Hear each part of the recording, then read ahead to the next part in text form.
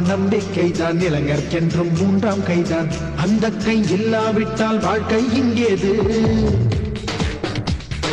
நித்தம் நித்தம் தட்டிப்பாரு, முடிந்தால் தலையால் முட்டிப்பாரு. என்னாலும் எந்த கதவும் தானாய் திறவாது. அட வேறு நாட்டு பறவை நம்ம வேடந்தாங்கள் வருது.